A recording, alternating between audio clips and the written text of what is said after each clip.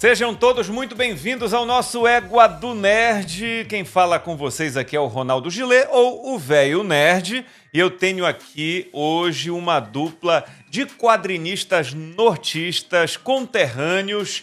Eu fico muito feliz de estar olhando para eles agora, porque eles vão fazer parte do nosso circuito amazônico de quadrinhos, estão movimentando a nona arte aqui na região. É muito bacana ter vocês aqui hoje, Thay e Ricardo Ono. Sejam bem-vindos ao nosso Égua do Nerd aqui no SBT Pará no YouTube. Olha, antes deles se apresentarem, eu digo pra você que tá chegando agora, já curte o vídeo, compartilha com aquela galera que você sabe que gosta de quadrinhos, que gosta de nerdices. O papo vai ser muito legal hoje aqui. Obrigado pela tua presença, Thay e Ricardo. Se apresentem pra galera aqui.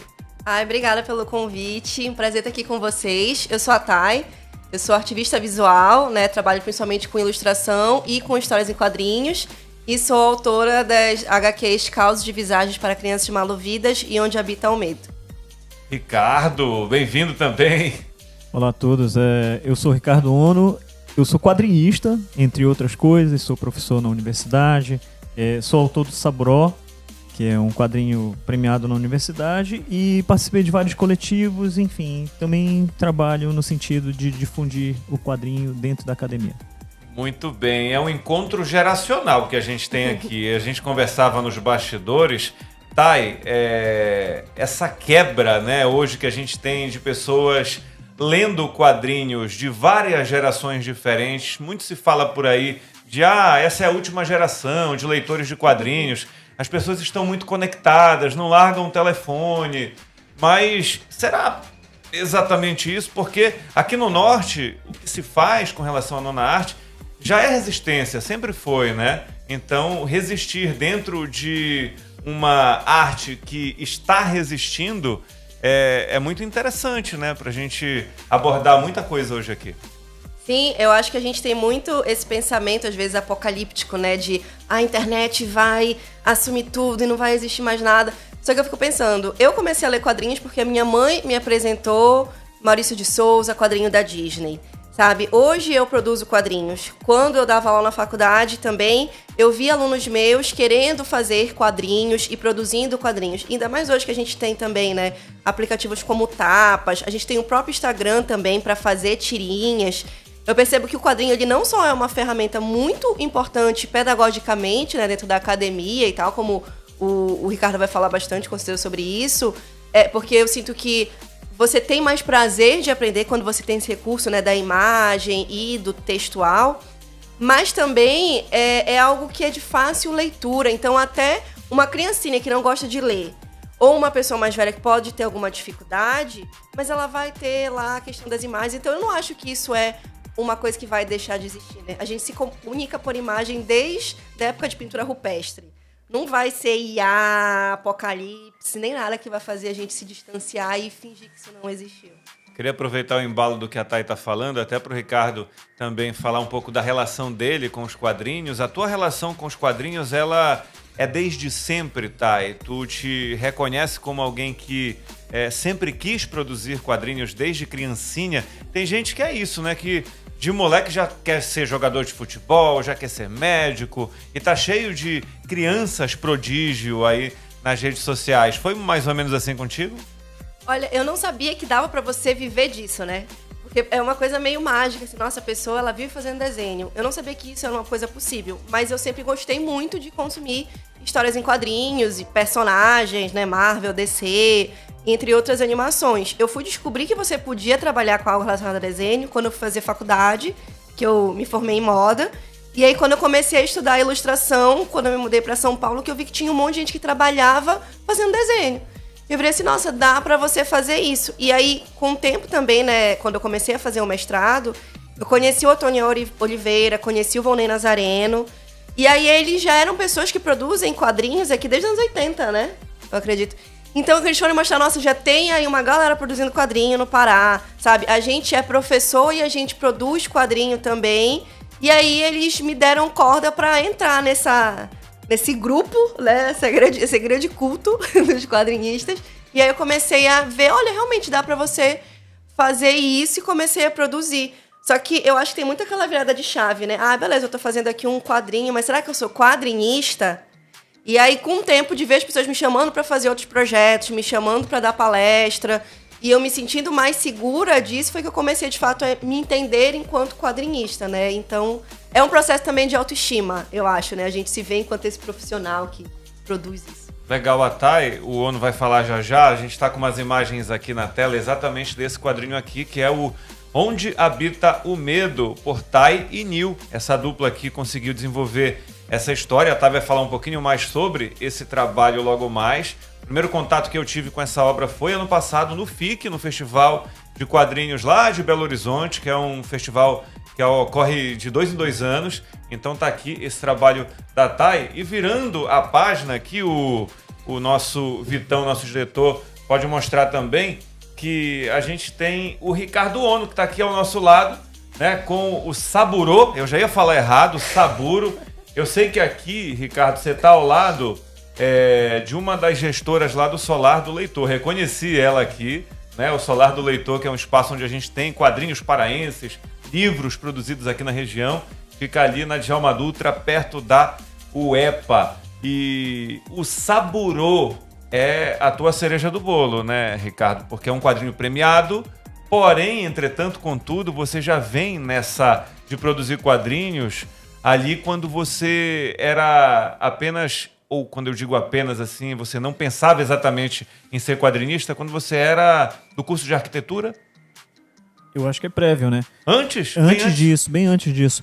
É engraçado que a Thay falou de ser quadrinista, né? É a primeira vez que eu me apresento dizendo sou quadrinista em primeiro lugar e depois eu falo sou professor universitário, né? Eu acho que ser quadrinista começa com uma paixão, que é você ler quadrinho, você consumir quadrinho. Eu fui alfabetizado com quadrinho, então eu tinha sempre essa paixão platônica. Eu participei de um concurso quando eu tinha 15 anos e tive a felicidade de ser mencionado na revista do Maurício de Souza, mas de lá para cá a vida acadêmica, profissional, ela nos afasta um pouco. Agora, a paixão é sempre uma paixão, né? Então você retorna a ela, principalmente quando se trata de arte, quando se trata de expressão e quando essa paixão é verdadeira. Então, eu me mantive nesse aspecto do quadrinho como fã. Eu sempre digo que eu sou muito feliz de contar com a amizade dos meus ídolos, porque eu admiro muito, todo mundo faz quadrinho aqui, né? E eu considero eles amigos. Não sei se é contrapartida verdadeira, mas assim, eu digo, eu sou amigo deles, sim, assim, com orgulho, porque eu me via muito nesse espaço do fã.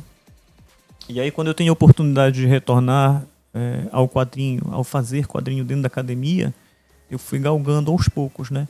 E meio que me encostando ali, eu digo, meio osmose, né? Eu digo, vou colorindo o quadrinho de alguém e depois trabalhando com lettering em outro, editando ali, posso fazer alguma coisa na capa, sugerindo alguma coisa, ou então só com roteiro, e aí retorno com esse trabalho, né? Individual, mais robusto, vamos dizer assim.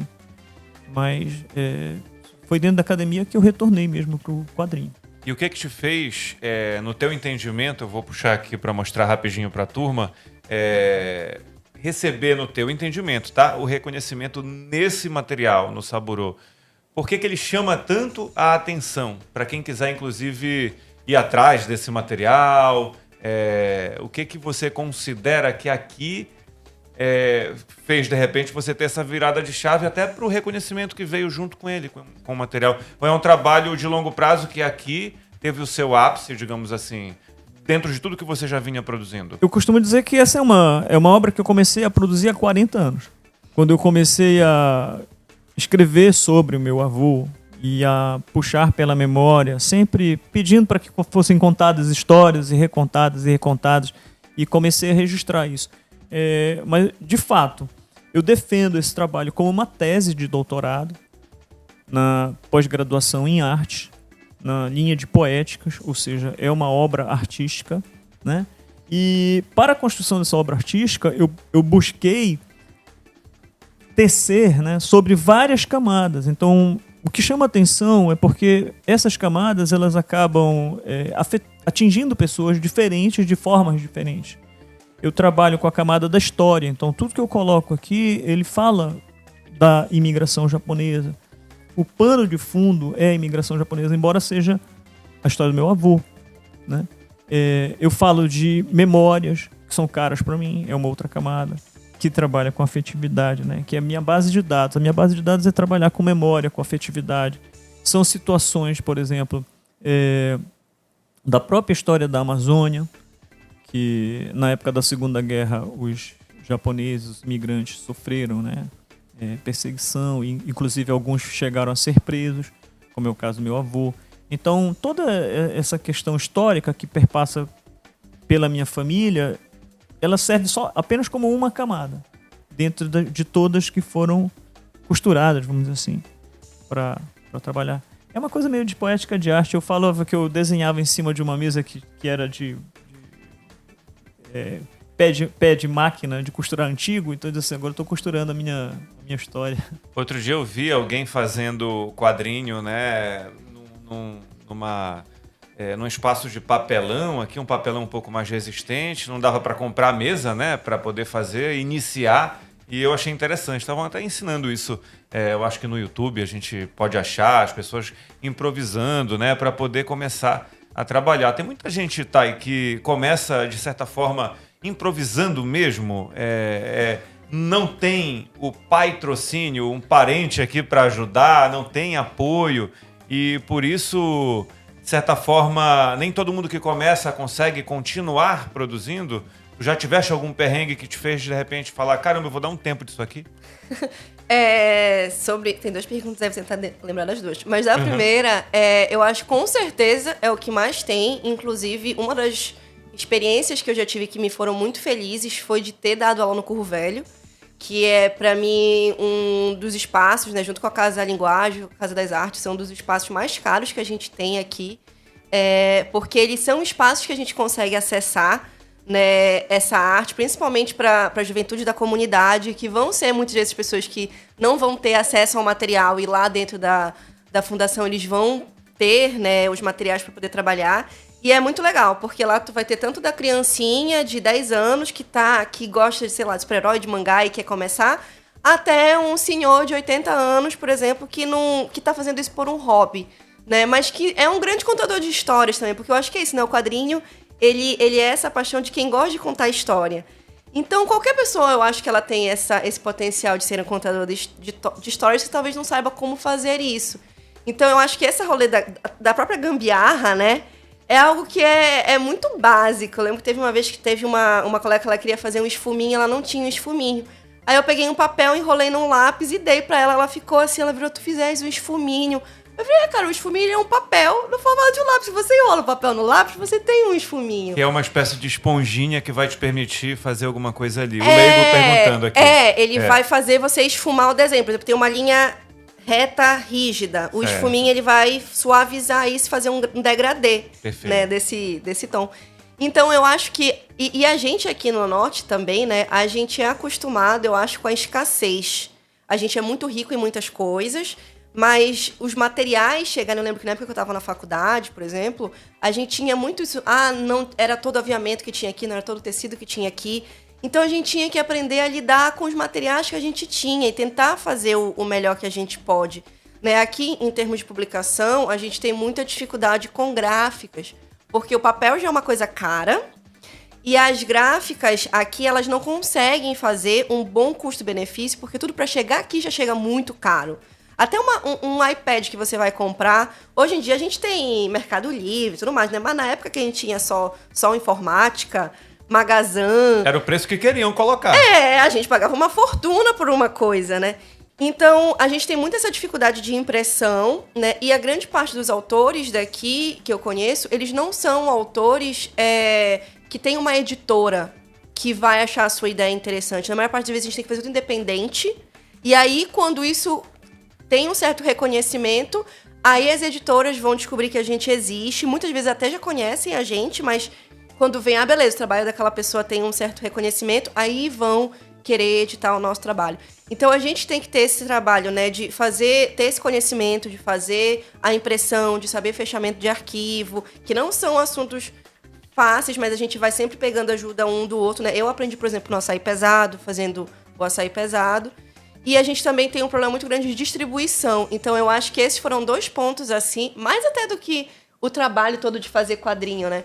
Mas são 2 pontos que eu pensei assim, a gente faz tanta coisa incrível aqui, mas a gente não consegue chegar nas escolas públicas daqui mesmo, a gente não consegue chegar nas universidades, a gente não consegue chegar nas outras lojas do Brasil. E aí acaba que tem um monte de produção incrível que fica presa aqui. Então isso às vezes dá uma vontadezinha de desistir. De largar tudo.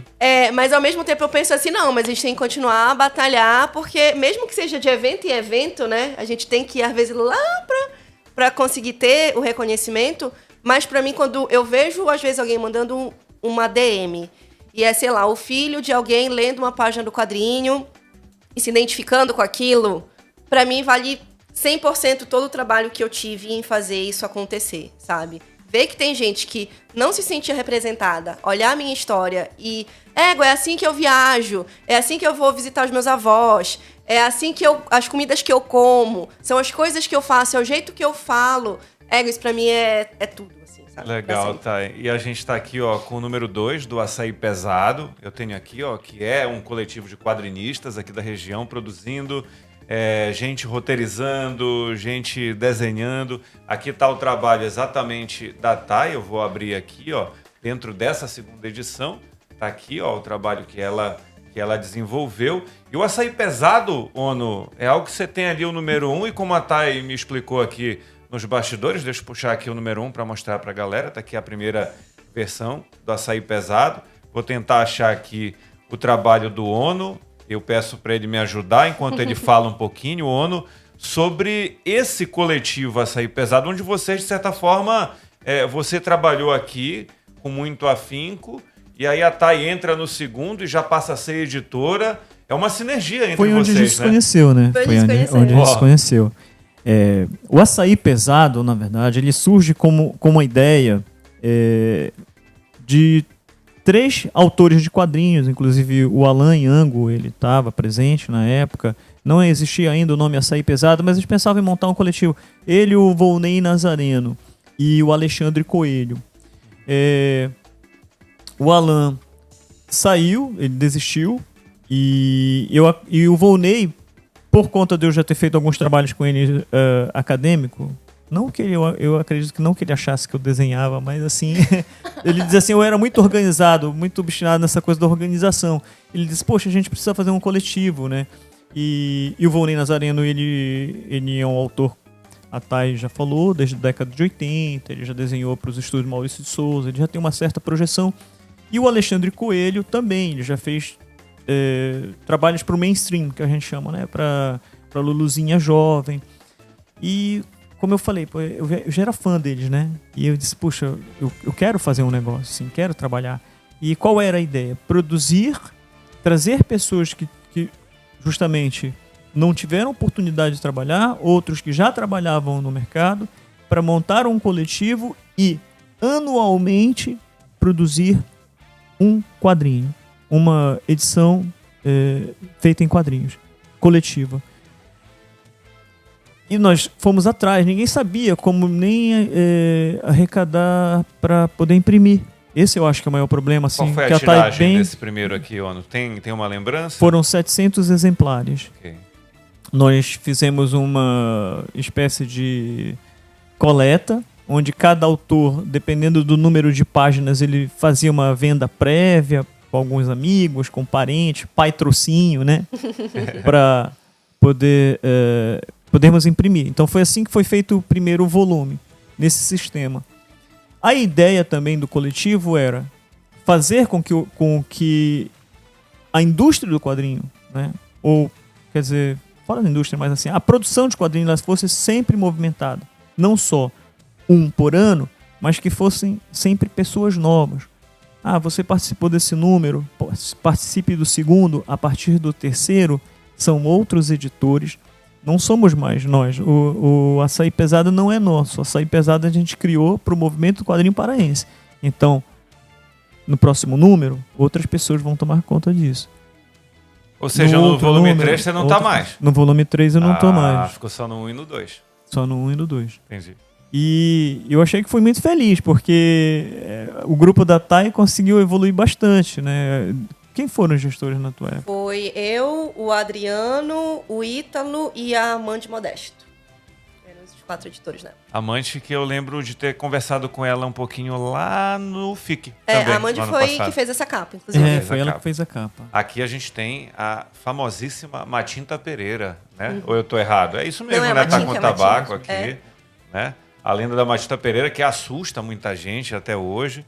E é bem bacana a gente ver esse tipo de lenda que é bem nossa, né? Caindo nas graças, às vezes, da galera de fora. Falta, no entendimento de vocês, a gente também tornar, não nós, né? Porque nós já fazemos a nossa parte aqui como nortistas, criando os conteúdos. Mas falta esse reconhecimento de fora de grandes editoras, às vezes, para publicar o que é bem nosso, das nossas lendas, das nossas vivências, Thay.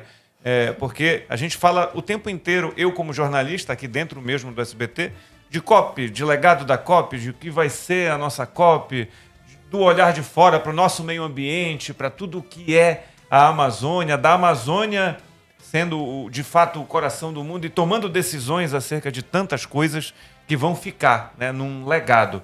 E o nosso legado de quadrinhos aqui, do que a gente pode movimentar a partir da nona arte, Thay, falta muito ainda, né?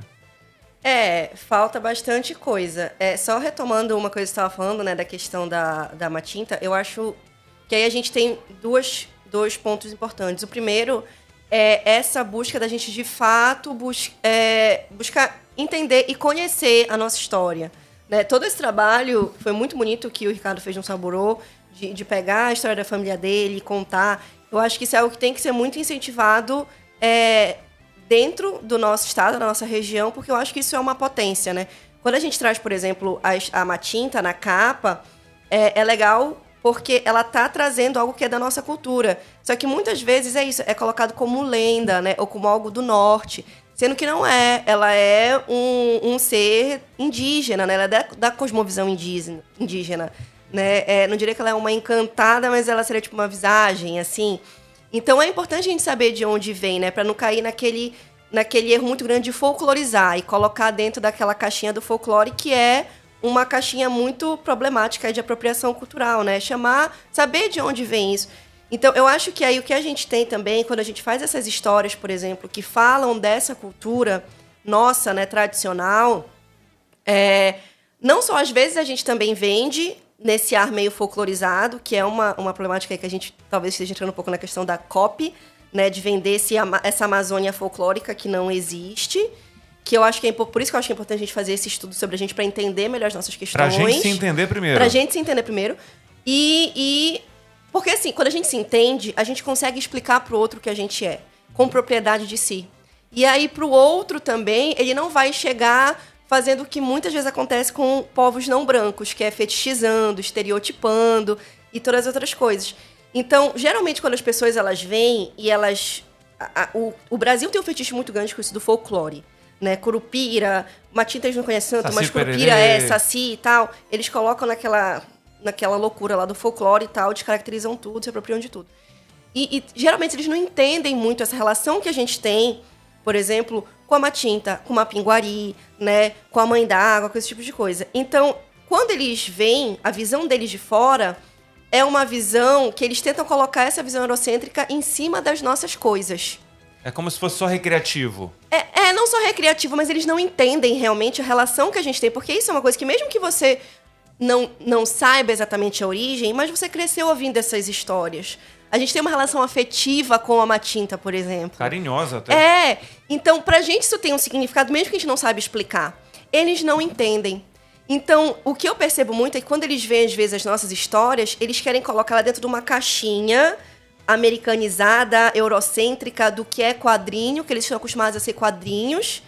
E, muitas vezes, o nosso trabalho, ele acaba sendo visto como algo menor. E não como algo que tem uma grande potência.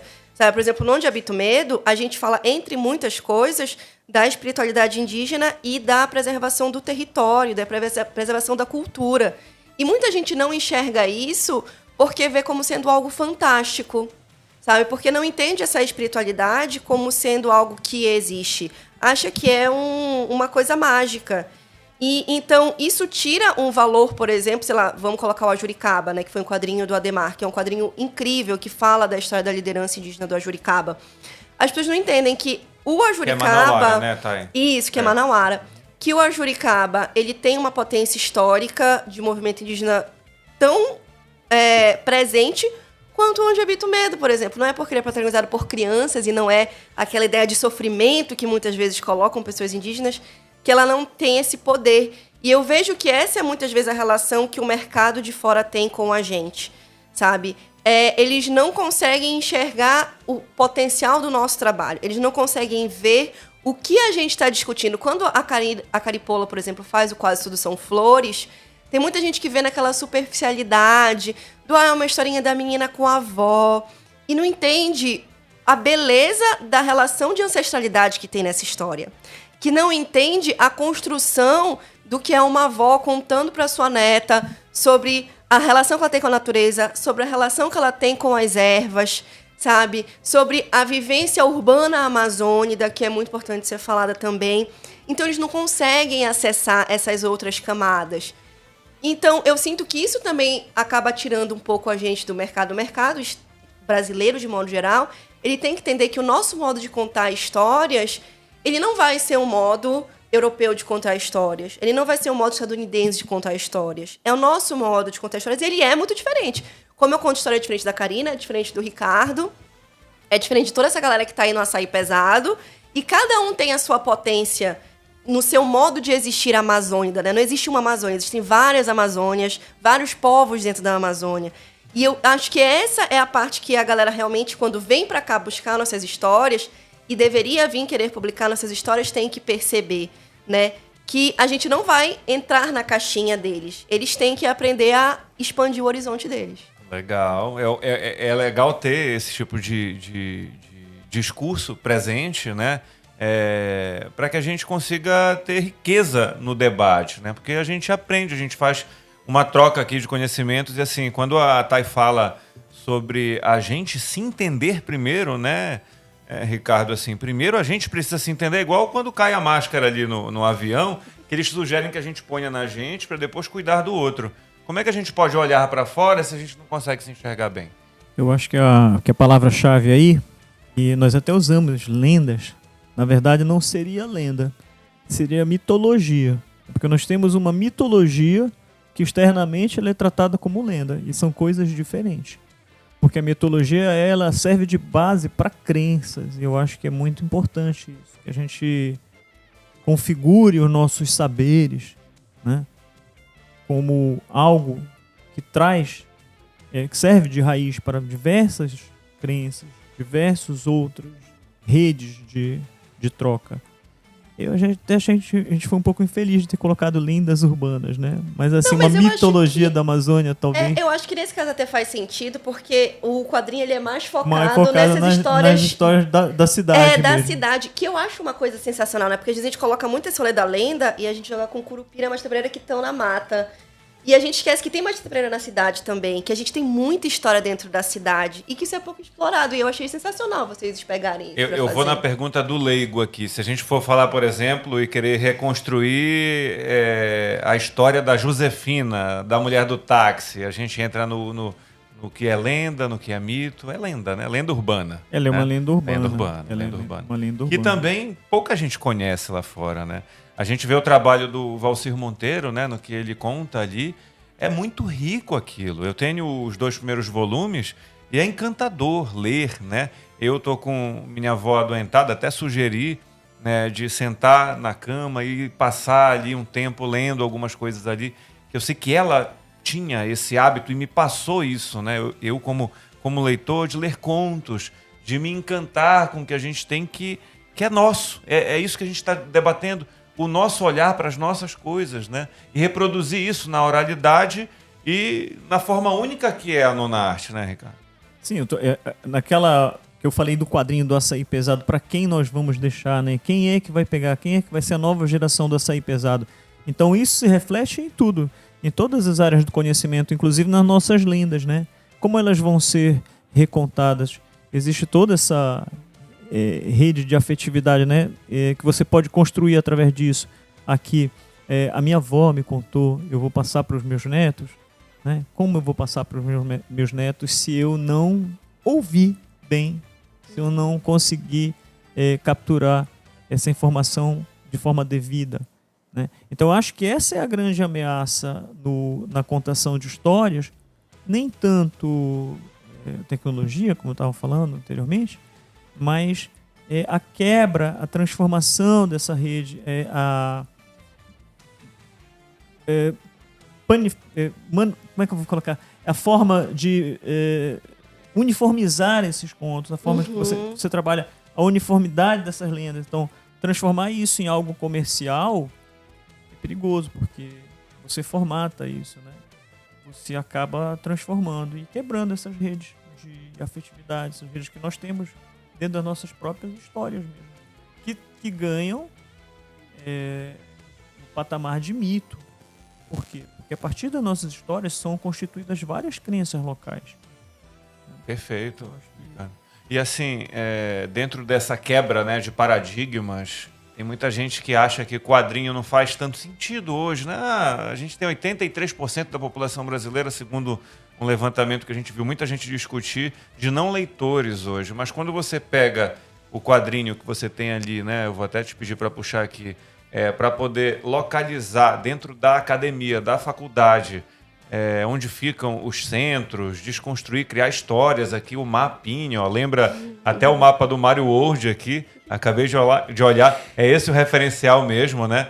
E aí você conta, por meio das histórias em quadrinhos, onde ficam os lugares, situa, e aqui já não é mais tanto para adolescentes, né? Tem adolescentes chegando na faculdade, mas jovens adultos vão ter acesso, ou tiveram acesso a esse material. E é bem legal ver que ainda há um afeto muito grande das pessoas por terem recebido um quadrinho do pai, da mãe, da Luluzinha, do Bolinha, do Recruta Zero, da Mônica, da Disney, mas receberam como a sua primeira experiência de leitura um quadrinho. E você leva isso aqui para dentro da faculdade também, né, Ricardo?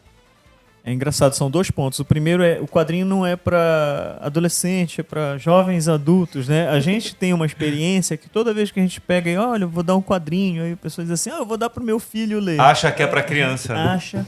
Aí pega um brag story desse aqui e dá na mão de uma criança. Exatamente, para criança. O próprio Açaí Pesado, ele vem com uma indicação, olha, acima de 16 anos a gente coloca uma indicação ali para jovens adultos, né? Sim. A questão do quadrinho, mais do que a facilidade da leitura, é porque ele é uma leitura prazerosa. Nós somos seres visuais. Então, enquanto linguagem, ela é uma linguagem muito prazerosa. Porque ela te dá um retorno muito rápido, né? Tanto é que os mangás, tem mangás que muitos títulos não têm palavras, assim. Você consegue ler porque é muito visual. São tem mangá mudo, né? O Gon mangá é um mudo. Desses, né? Do dinossaurinho ali. Exato. Uhum. Então, a própria natureza nos faz ter muita afinidade com a leitura do quadrinho. Que isso te traga prazer. E hoje você tem uma multiplicidade aí. Eu queria até voltar para essa coisa, será que vai acabar o quadrinho, né? Porque depois eu fico pensando isso. Também falaram da música. E a música não acabou. O que acabou foram o quê? Foram os grandes conglomerados de música. O grande artista global, aqui, Michael Jackson. Michael Jackson não vai existir nunca mais. Nunca ninguém vai vender tanto disco quanto o Michael Jackson, mas existe uma centena de milhares de músicos que hoje têm a sua música difundida por conta da tecnologia. Eu acho que quadrinho é isso também. A gente fala muito de quadrinhos super-heróis, né? Quem consome quadrinho da Marvel? O pessoal vai mais para assistir filme do que ler quadrinho. Assim, o quadrinho deixou de ser a base da Marvel, da DC, que era um grande conglomerado. E hoje você tem vários quadrinistas de diversos lugares do mundo produzindo quadrinhos fantásticos. No seu lugar de fala, que eu acho que isso é bem legal também. É descentralização, né? E o que tu achas disso, Thay? Da gente ter hoje, por exemplo, a possibilidade de você acessar quadrinhos africanos, quadrinhos que contam a história do Japão, quadrinhos, sei lá, que tratam de situações muito específicas de alguma região da Europa. O acesso hoje ele está bem diversificado até para servir de inspiração para a construção dos universos que vocês hoje têm, né? Você aqui dentro, o Ricardo ali. Hoje o acesso ao todo é muito mais prático, digamos assim, né? Né? Isso foi uma das grandes vantagens que a internet trouxe, né? Que é essa possibilidade da gente conhecer pessoas que a gente não conheceria normalmente, né? Porque a gente ficava muito refém antigamente da banca de jornal, né? Então, o que vendia na banca de jornal é o que a gente ia consumir de quadrinhos. E é isso que o Ricardo falou dessa questão da descentralização, eu acho muito bacana, porque é isso, por exemplo, a gente tem um monte de quadrinho aqui do Norte, praticamente nenhum feito por editora. Ainda assim, o mercado independente, ele tá produzindo muita coisa. É só a gente ver a quantidade de gente que tá fazendo quadrinho, por exemplo, na Comic Con, na FIC, nesses eventos nacionais que reúnem gente do Brasil inteiro. Né? Então é muita gente produzindo quadrinho independente. E isso que é publicado, que tá impresso, quantidade de gente que tá produzindo tirinha, que não é publicada, né, mas está lá alimentando a internet e você está lendo e se divertindo. Às vezes você se identifica, às vezes você fica triste porque é uma coisa mais crítica social, algo do tipo, né? Ela movimenta várias emoções. Então é algo que você está lá no seu celular e tá passando e você tá vendo essa galera publicando coisas. E eu acho isso muito potente, porque até aquilo que você estava perguntando, né, das pessoas que, por exemplo, não têm super recursos para fazer quadrinhos. É difícil você conseguir fazer uma publicação impressa. Então, às vezes, uma pessoa, por exemplo, ela não consegue ter recursos para fazer uma publicação, mas ela consegue fazer as tirinhas dela, sabe? Nem que ela tenha uma caneta, um celular para fotografar, mas ela vai e ela posta as histórias da sua comunidade, né, da sua cidade e tudo mais. E aí vão ter outras pessoas que vão estar lendo isso que você está produzindo. E isso é tão bonito, sabe? Eu acho que isso inspira a gente a saber que a gente pode sim produzir, mesmo que você tenha pouco, mesmo que você não tenha um super maquinário, um super equipamento, mas essas histórias que você está compartilhando, isso tem uma potência muito bonita, sabe? E o que eu acho muito legal é ver, por exemplo, pessoas que moram em locais que são muito distantes, né? Mas elas estão fazendo e a gente está conseguindo acessar aqui, né? Então, por exemplo, no meu caso, eu consigo ler em inglês, consigo ler em espanhol, consigo ler em francês. Então, é muito bacana porque eu consigo pegar esses quadrinhos dessas pessoas e ler e, caramba, possivelmente nunca vou ver isso publicado aqui no Brasil, sabe? Mas, sei lá, assinei um Catarse internacional ou consegui comprar um PDF ou mesmo a tirinha que você tá vendo. Eu acho isso um modo tão bonito de você trocar com pessoas que estão em diversos locais do Brasil. E uma coisa que eu achei muito legal do Ricardo falar é de a gente ser amigo das pessoas que a gente é fã, né?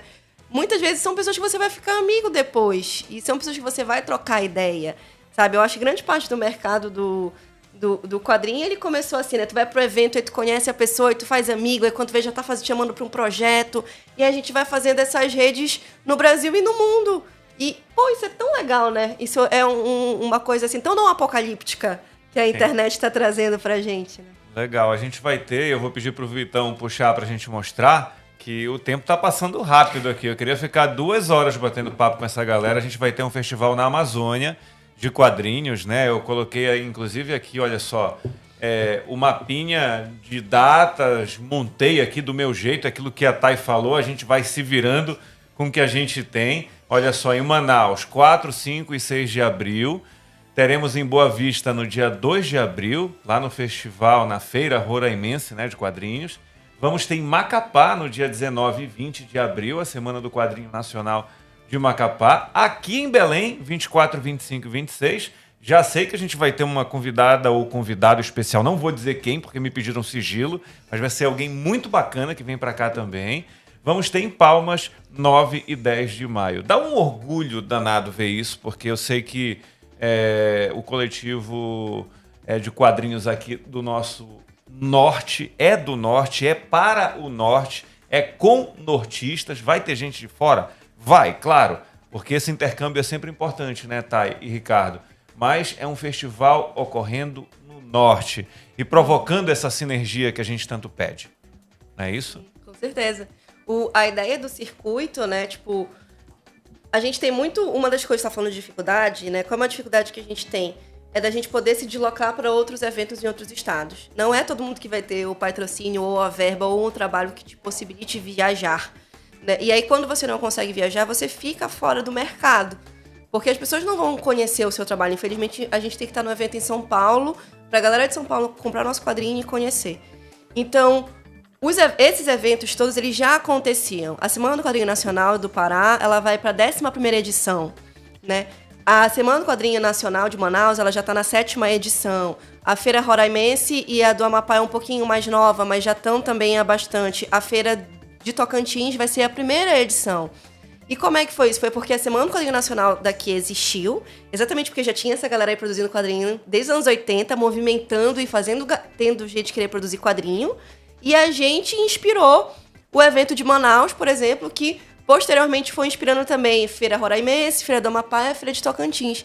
E a ideia é continuar a inspirar os outros estados para que eles também tenham esses eventos e no futuro a gente consiga fazer o circuito, né? Quando o Evaldo e o Miralha, né? O Evaldo, que é o organizador do evento de Manaus. Que é Manauara. Isso, que é Manauara. E o Andrei Miralha, que é um organizador, junto com o Jorge, né? Com a Biblioteca Artuviana aqui em Belém, que faz a Semana do Quadrinho Nacional. Eles conversaram sobre a ideia de ter o circuito, foi exatamente porque muitas das desculpas que a gente escuta é que é muito caro vir para o norte. Então, que é ruim pagar passagem, não sei do quê. E falei assim, então pronto, bora organizar os nossos eventos para eles ocorrerem com um fim de semana de diferença de cada um. E assim a gente incentiva as pessoas a fazerem esse circuito, porque é muito mais barato você viajar de Manaus para Roraima do que você viajar de São Paulo para Manaus, depois de São Paulo para Roraima. E assim também a gente incentiva as pessoas a conhecerem os outros estados, a conhecerem os outros eventos e conhecer os outros artistas. E incentiva a gente também a viajar para esses outros eventos e se conhecer, né? Que é muito importante. Então foi uma ideia sensacional deles de trazer o circuito, que é a 1ª edição, né? Esperamos que tenham muitas por aí. Aqui em Belém a gente vai ter 9 convidados, né? O Ricardo, inclusive, é um dos nossos convidados. E desses 9, 3 são convidados de fora do Pará, né? Que 2 já foram postados nas nossas redes sociais. Sigam a Biblioteca Artuviana, que a gente já está divulgando eles, né?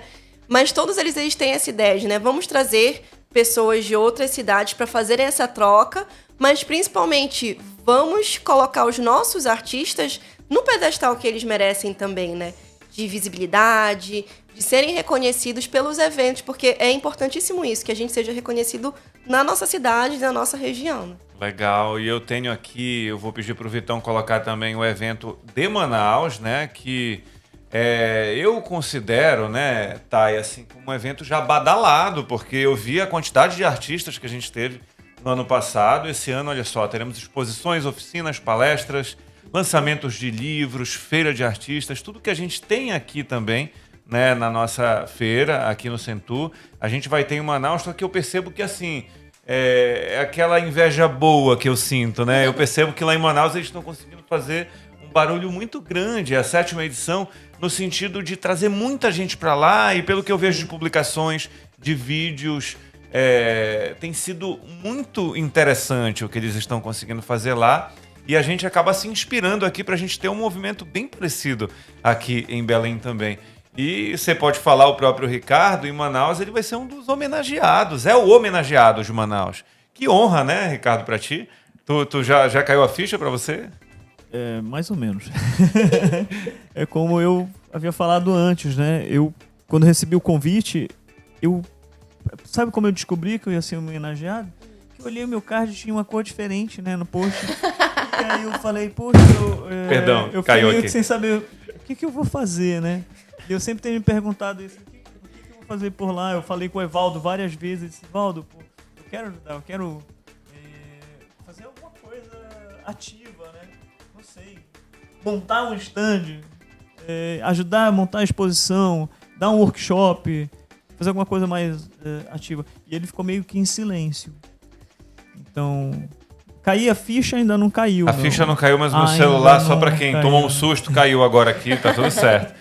Mas é legal ter esse reconhecimento, e você pode reforçar isso também, Thay, de Manaus reconhecendo o quadrinista aqui de Belém, pintaram ao longo das últimas décadas uma rivalidade que eu não vi. Assim, quando a gente pensa nos nossos quadrinistas da Amazônia, é todo mundo um puxando o outro aqui para cima, sabe?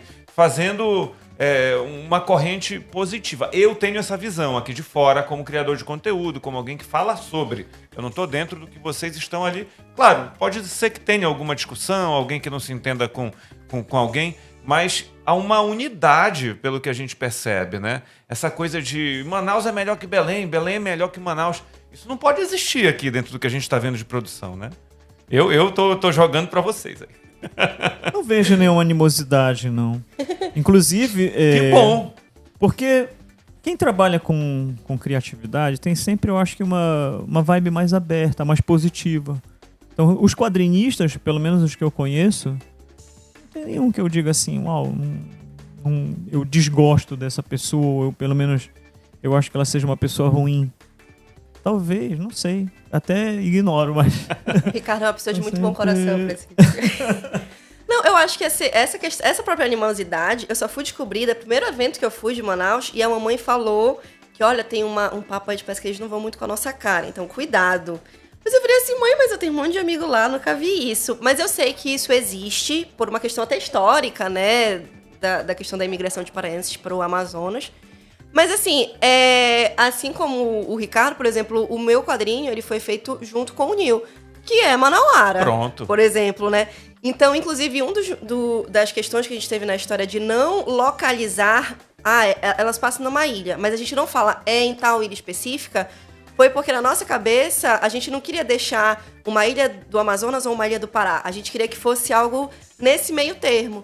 Né? E o que eu acho que a gente tem aí é exatamente a gente reconhecer que juntos a gente é mais potente. Perfeito. Né? Então, cara, tá aí, né? Eles pegaram um trabalho que é incrível, homenagearam o Ricardo. A minha história começa no Amazonas, inclusive, né? A parte brasileira dela começa no estado do Amazonas. Como é que é isso? Em Parintins. Resume pra gente aí porque, rapidinho, Ana. Como eu falei que era um pouco da história da imigração japonesa, através da visão do meu avô, aqui pra você. Ele vem para Parintins.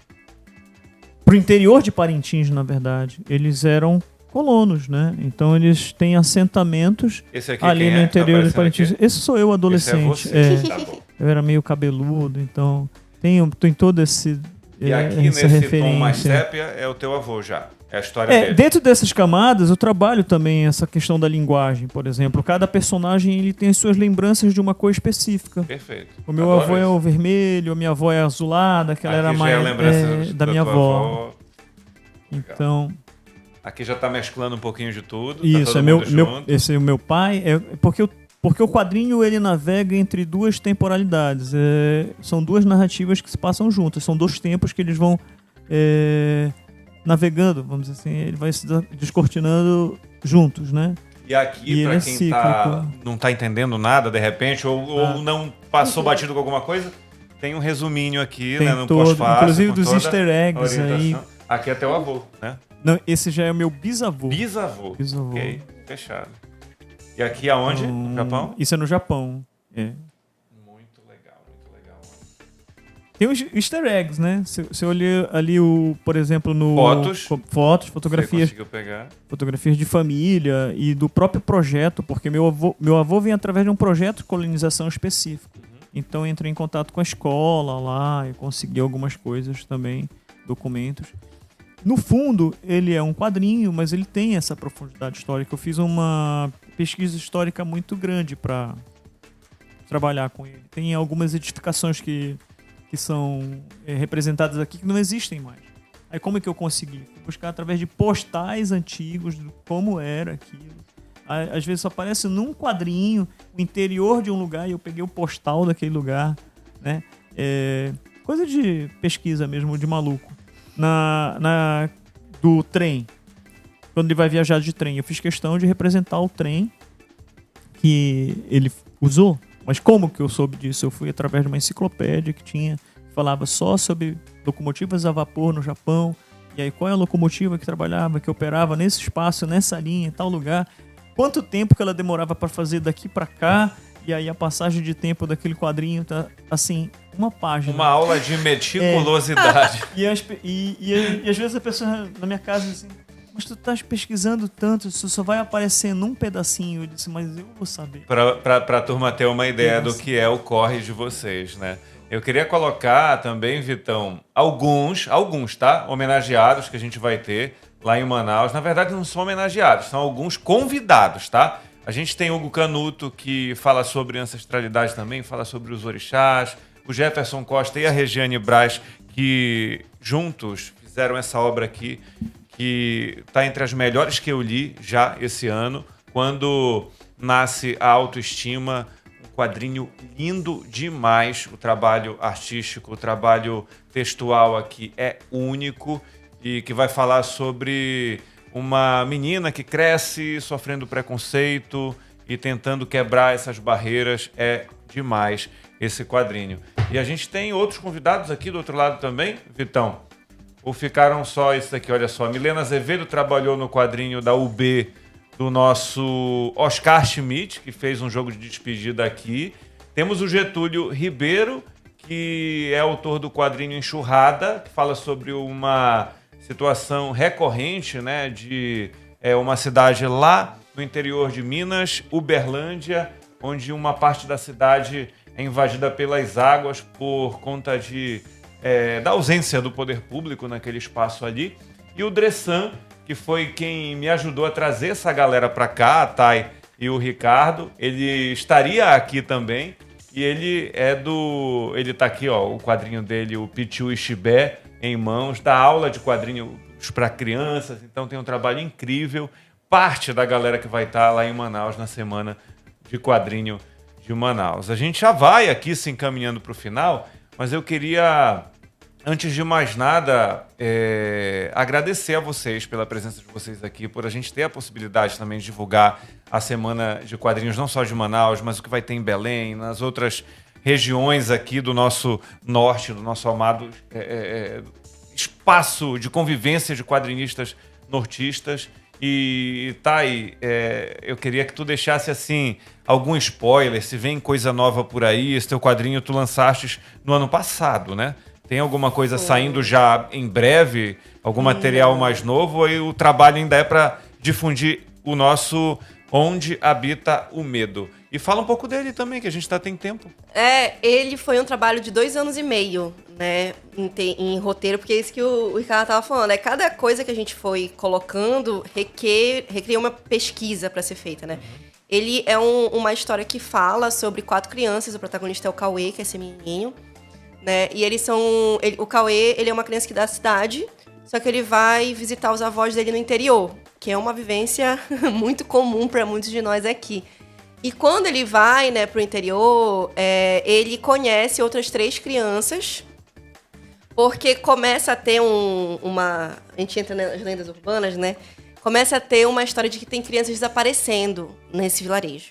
E aí ele começa a ficar meio encafifado aí para descobrir o que está acontecendo, e ele resolve começar a investigar, né?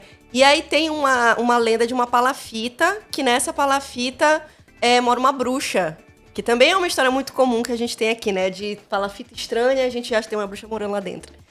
E aí ele resolve, com essas outras 3 crianças que são do vilarejo, investigar o que está acontecendo, né? E nisso que ele vai investigar com elas, eles acabam sendo confrontados com a história dessa vila, a história das famílias deles, histórias que muitas vezes os nossos familiares, né, a gente que aqui nasceu na Amazônia e tal, os nossos familiares, eles não têm o hábito de contar sobre as histórias dos nossos bisavós, trisavós, excessivamente, porque geralmente são histórias que são de muito sofrimento. É o caso da minha família, por exemplo. Para eu fazer essa pesquisa, né, eu acho muito lindo o trabalho do Ricardo, porque a história da minha família, para além da minha bisavó, ela é algo que não existe praticamente. Porque era uma família pobre, do interior, de uma vila do interior, que é Matapiquara, que é uma vila dentro de Marapanim, sabe? Então, são relatos que a gente não encontra. E é uma coisa que, se não for para os meus familiares saberem, né, terem perguntado, isso vai se perder. Então, quando eu comecei a ter esse processo de entrevistar a minha família mesmo, que eu imagino que foi o Ricardo fez, né? Sair perturbando a minha mãe e os meus tios para saber a história da família, entender a nossa história, a nossa relação, né, com o território. Isso inspirou na hora de escrever esse roteiro, né? No caso, eu escrevi e fiz as cores. E esse passado que às vezes a gente tem medo de confrontar, né? Que é esse passado que é um passado colonial, é um passado de etnocídio, né? De muita perda da nossa identidade, né? A gente hoje se vê... a gente fala uma coisa que a gente fala muito sobre esse não lugar, né? No meu registro, eu sou registrada como parda, por exemplo, né? Porque o registro que grande parte das pessoas acaba sendo colocada no Brasil. Sendo que a minha família, ela tem, tanto por parte de pai quanto por parte de mãe, ela tem essa ancestralidade indígena, né? Minha família paterna é de Alenquer, por exemplo, que é um vilarejo lá do Baixo Amazonas. Só que a gente tem muito essa dificuldade de entender isso. A gente acaba se colocando como caboclo, né? Que é como meu pai se chama, por exemplo, porque, historicamente, pessoas indígenas tiveram que negar a sua identidade, porque senão eram ameaçadas, perseguidas e mortas. Então, esse apagamento fez com que a gente criasse hoje essas pessoas que não entendem muito bem o seu lugar, né? E esse quadrinho, ele fala sobre isso. Ele fala, essas crianças, elas vão atrás de descobrir sobre o passado, descobrir a origem das famílias deles e descobrir a história desse território e, a partir disso, se reconectar com isso, né? Fazer o que a gente fala que é a retomada ancestral, a retomada indígena, que está acontecendo agora no Brasil inteiro, né? Muito forte, inspirada pelos povos do Baixo Tapajós, né? Entre outros povos no Nordeste e no Brasil inteiro está acontecendo, mas aqui, né, são referências muito próximas que a gente tem. Então ela fala disso, só que ela fala também muito pelo viés da espiritualidade, que é algo que sempre foi muito forte na minha família, né? Então, esse é um projeto que ele demorou muito, tanto de pesquisa quanto de investigação, né, dentro da minha casa, quanto de investigação de como trazer esses outros elementos, de modo que seja algo que não fique uma leitura como se fosse um livro de história academicista e tal, mas como seja algo que vá ser divertido. Então é muito bacana, porque as crianças, elas leem e elas acham graça, e elas se divertem, e elas se identificam com os personagens. E a minha tia, por exemplo, que tem mais de 70 anos, lê e se identifica como era a infância dela, como as histórias que ela me contava, por exemplo. Então ele pega esse range aí, né, de várias idades, né? Então eu ainda tem muita coisa para ser divulgada sobre ele. Eu vou ter um lançamento bem importante pro segundo semestre. Feira do Livro? Não vai ser pra Feira do Livro. Tá. Mas ele vai ser não sei onde ele vai ser lançado exatamente. Não posso falar sobre ele ainda. Vamos ficar de olho. Mas eu ainda tem muita coisa aí para ser falada sobre ele. Perfeito, muito bem. Ricardo, algum spoiler sobre algo que vai ser lançado aí, antes da gente se despedir? Eu estou desenhando um outro quadrinho, também tá no campo da autobiografia. É porque eu tenho tanta história para contar de quando eu era garoto, e aí falaram, pô, coloca isso num quadrinho, né? E aí eu tô fazendo esse quadrinho. Mas eu fico até com medo, porque quando eu falei do Saburó pro Otoniel, ele pegou e colocou, né, nós temos uma publicação aqui que chama História do Quadrinho Paraense. E ele disse, olha, será lançado tal data. Eu falei, já estipulou uma ele data. Já criou uma data pra mim, né? E aí eu fico dizendo assim, eu começo a contar meus projetos, e aí tem aquela estipulação da data. Eu tô animando também o Saburó. Legal. Só que tá meio no passinho tartaruga, porque eu tenho aquela vibe do eu keep, né? Então, Sim. tô meio que desenhando tudo, tô fazendo ali. E essa coisa da entrevista foi legal, por exemplo, que eu gravei muito a voz do meu pai quando ele era vivo. E consegui resgatar isso, né? Através de inteligência artificial. Tô fazendo alguns diálogos ali. É o bom uso da o AI, bom né? uso, Eu sou meio avesso a AI, mas... Também. Não, do que ele vai falar, por exemplo. Sim. Porque muito é a narrativa dele, né? Que ele tá me contando. Então essa parte, pelo menos, eu consegui resgatar.